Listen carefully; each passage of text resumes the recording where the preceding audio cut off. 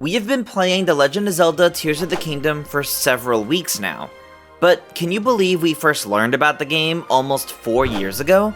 The sequel to Breath of the Wild got its first teaser trailer at E3 2019, and a lot of the game seems to have changed from this initial reveal. But what exactly changed?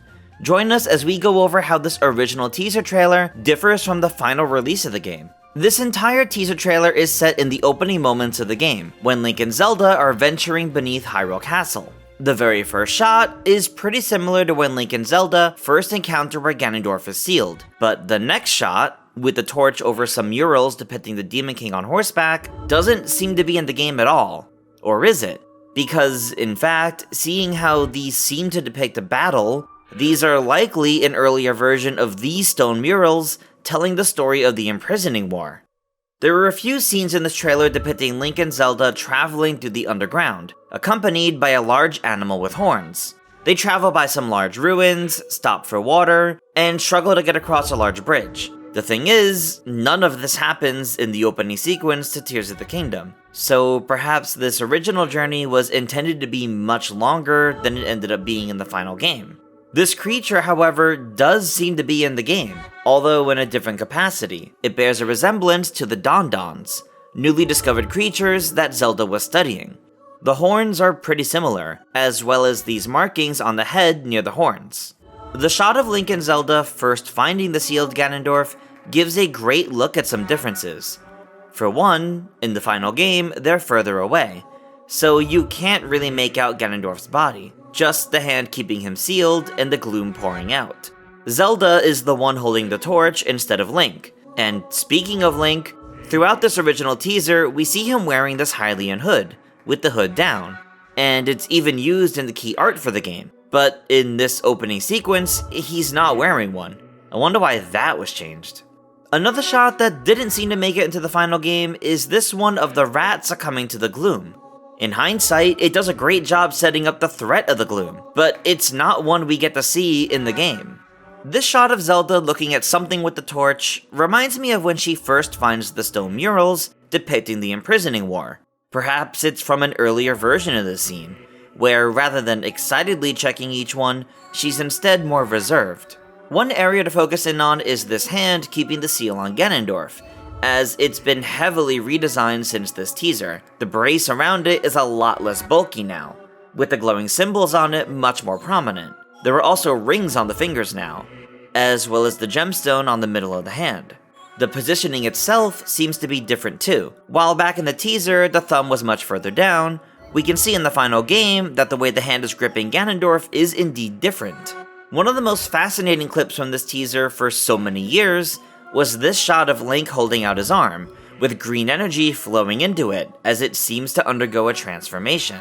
Now, what's incredibly interesting about this is that the opening sequence to the game does have Link's arm get completely messed up, but rather than from this energy, it's from Ganon's gloom attack. Could this whole opening sequence, and reason for Link's arm being replaced, have been different back in early development? This quick shot of Link and Zelda grabbing hands is also a curious one, as we never see it in the game. It's been theorized before that this was part of their journey through the caves, with Link helping Zelda climb up. And another curious clip long theorized about is this structure entrance. It seems to be a dungeon or some sort of building, perhaps in the depths, but it's not one we actually see in the final game. It's also pretty much the only shot from this original teaser that doesn't seem tied to this opening sequence.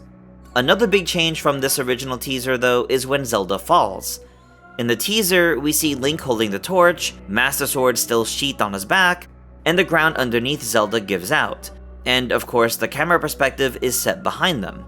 But in the final game, Link collapses after being hurt by the gloom, and as Zelda approaches, worried about him, the ground crumbles beneath her as she tumbles back into the abyss, dropping the torch in the process.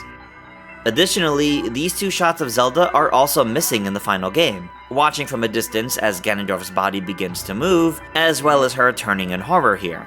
But of course, this now iconic shot of Ganondorf's eyes beginning to light up is pretty different in the final game. Not only is the general lighting changed, but the gaseous gloom seemed much more intense in the original teaser trailer. But perhaps the biggest change here is the gemstone on his head. In the original teaser, it was this glowing gem filled with some sort of swirling yellow energy. But in the final game, it's his secret stone, the tear-shaped gem that plays a pretty important role to all who have one. And the very final shot of the teaser, which shows Hyrule Castle rising up in the distance from the Great Plateau, depicts the start of the upheaval, but what we actually see in the game is much more dramatic and up close.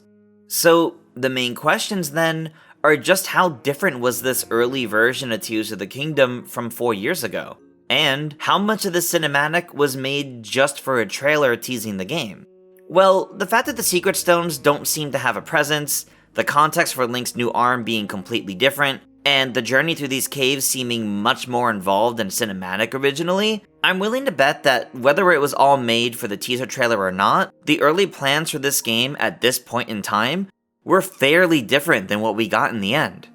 Of course, it's also worth stating that a teaser for a game in early development is not often reflective of the final product. For example, just look at the original 2014 teaser for Zelda Wii U, compared to Breath of the Wild. It was pretty different from what we got in the end. It is entirely possible that much of Tears of the Kingdom had already been planned out and even developed by this point in 2019, but much of what we see in the teaser was made just for the trailer. And by the time we next saw this game at E3 2021, it was a lot closer to completion. Therefore, I think what's most interesting aren't the shots that didn't make it to the final game, or the ones that were significantly changed, but instead the ones that are strikingly similar between the teaser and the final game.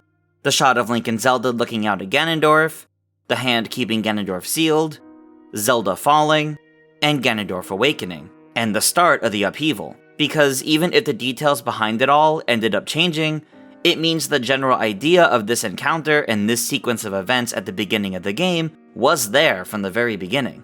And in hindsight, this teaser really did teach us a lot about Tears of the Kingdom.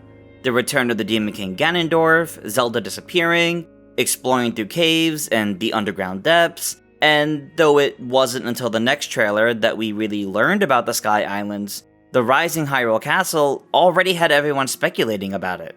But what do you guys think? Could there be more behind the differences between the original teaser and the final game? Are there any other big changes we missed? Or perhaps a similarity that you think is worth mentioning? Let us know down below, and stay tuned to GameXplain for plenty more on The Legend of Zelda Tears of the Kingdom. Until next time, farewell.